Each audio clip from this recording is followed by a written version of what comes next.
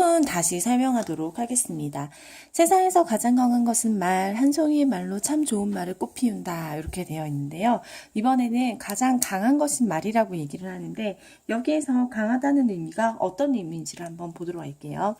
세상에서 가장 먼 길은 머리에서 가슴까지 가는 길, 사라지는 것들은 뒤에 여백을 남긴다는 말, 옛날은 가는 것이 아니라 이렇게 자꾸 온다는 말.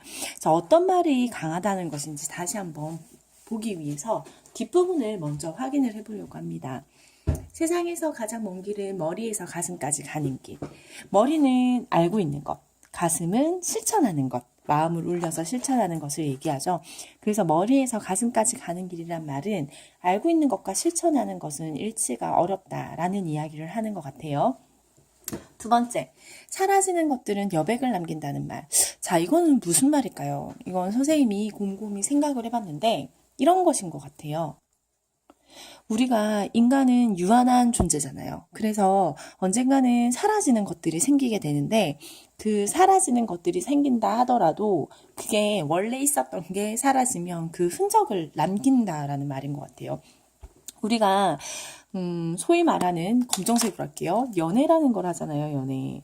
근데 이 연애가 어떤 얘기를 하냐면 내가 지금 현재 하고 있는 이 연애는 과거의 연애를 바탕으로 한다고 얘기를 하거든요. 연애의 흔적이다 이런 얘기를 해요. 이 말은 내가 어떤 사람을 만나고 있을 때 과거에 만나봤던 그 사람과의 관계를 통해서 그 다음의 행동을 계속 반복을 한다는 뜻이거든요. 그래서 사라지는 것들이 여백을 남긴다는 말은 아마도 이런 게 아닐까라는 생각을 합니다. 제가 왜 이렇게 얘기를 하냐면 이 부분에 대해서 명확하게 해석을 하는 경우가 잘 없어요. 아마 그 시어의 다이성 때문에 그런 거겠죠? 뒷부분도 한번 보세요. 옛날엔 가는 것이 아니라 자꾸 이렇게 온다는 말. 자, 이렇게 얘기를 합니다. 이것도 보통 여러분들이 보는 자습서에 보면 이렇게 되어 있어요. 존재의 순환을 의미한다. 그래서 존재의 순환을 의미한다라고 얘기를 해요. 예를 들면 이런 거죠. 여러 가지 종류를 생각해 볼 수 있는데 선생님이 생각했을 때는 이런 거예요. 할아버지나 할머니가 가지고 온 삶의 방식이 오늘날까지 이어지는 것들, 이런 것들도 여기에 해당하는 것 같아요. 예를 들어서 한국인들은 한국인들만의 문화를 가지고 있잖아요. 일명 문화유전자라는 것. 그래서 그런 것들이 지금 오늘날 사회에도 비슷한 형식으로 유지가 되고 있잖아요.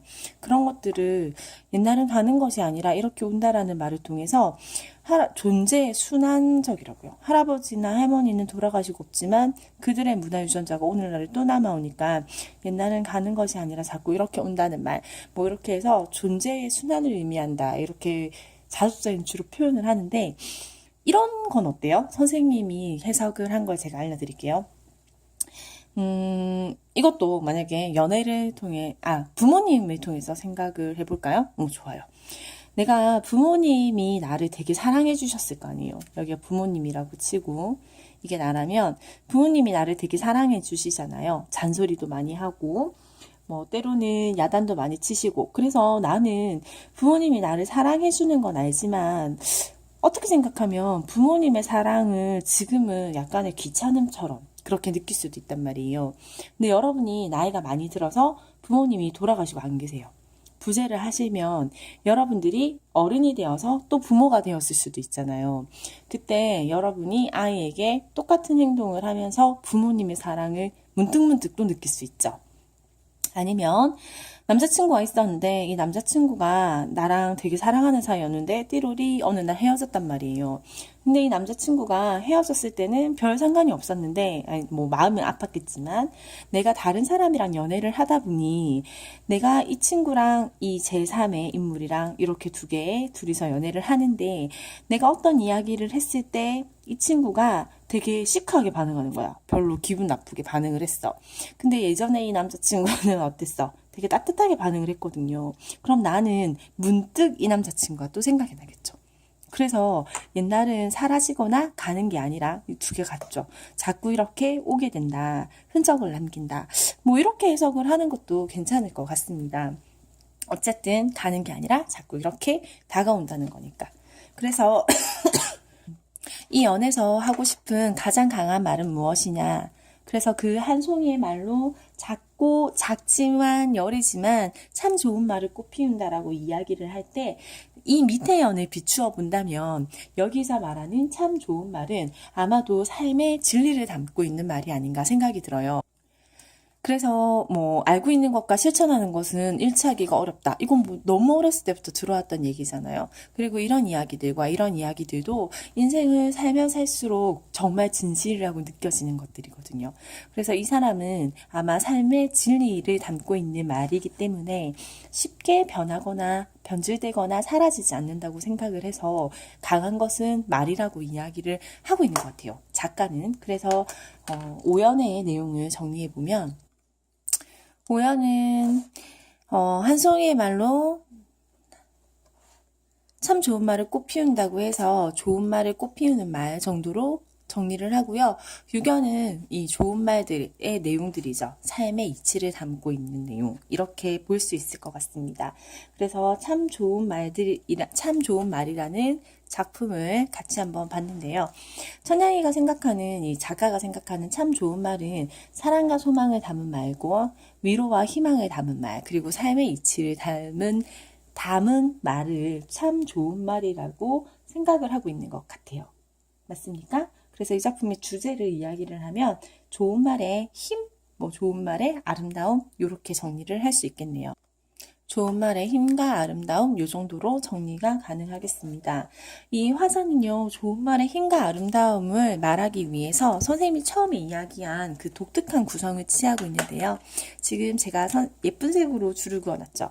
내 몸에서 가장 강한 것은 무엇? 참 좋은 말을. 가장 강한 것은 슬픔. 참 좋은 말을. 가장 강한 것은 말. 참 좋은 말이라고 해서 이 각각의 같은 통사 구조라고 이야기를 해요. 문장의 형식을 반복을 하고 있습니다. 또한 이 1년과 2년을 하나로 묶고 있죠. 이렇게 세트로 만들어서 총 1년, 2년, 3년의 형태로 현태적인 안정감을 갖추고 있으면서 동시에 내용을 강조를 하고 있음을 알 수 있습니다. 또 하나 재밌는 게 있는데요. 이거 눈치챌 수 있으려나? 지금 여기 보면 이렇게 말 이렇게 돼 있는 거 보이세요? 이 말이랑 된다는 좀 다르죠. 이 말이랑 된다는 좀 다르죠. 이렇게 말로 끝나는 것들은 좀 표현하는 말이 있어요. 이 아이는 참 좋은 말을 쓴다 이렇게 되고 있고요. 이 아이는 그러니까 얘들아 우리가 라고 얘기를 하면 뭔가 좀 어색하잖아요. 그쵸? 뭔가 뒤에 더 말을 나와야 되는데 멈춘 것 같잖아요. 이것 또한 마찬가지예요. 미소를 600가나 가지고 싶다는 말. 이렇게 멈추게 되는 거죠. 그래서 이 독특한 이런 구성들은 뭐라고 하냐면 여기다 쓸까요? 네, 이 아이를 명사형 어미라고 얘기를 해요. 명사형 어미는 다른 게 아니라 그냥 명사로 끝냈다고요. 그걸 명사형 어미라고 이야기를 하는데 이 명사형 어미는 기능이 있어요. 이 아이는 어떤 기능을 하느냐. 아까 우리가 얘기하다가 뭔가 찝찝한 더 얘기가 나와야 될 것 같은데 안 나왔다 이렇게 하는 거 있죠. 이걸 바로 여운을 남긴다고 얘기를 합니다. 그래서 이 작품은 이런 개 3년의 구성으로 되어 있고 내용이 짝을 짓고 있으며 1년, 3년, 5년이 같은 문장 형태를 반복을 하고 있어서요. 작품의 주제를 드러내는데 탁월한 형식을 지니고 있고 또한 이런 명사형 어미와 같은 것들을 사용을 해서 여운을 남기기도 하고요. 또 있잖아 얘들아. 이런 반복을 하게 되면 자동적으로 형성되는 게 있어. 그게 뭐야? 운율. 반복을 통한 운율이 형성이 되기도 합니다. 이 형태에 관한 내용들은 바로 뒤쪽에 18쪽에 있는 4번 문제에 나오고 있는데요. 이 내용들은 우리가 수업 시간을 통해서 함께 정리해 보도록 합시다. 오늘은 여기까지 하도록 할게요. 수고하셨습니다.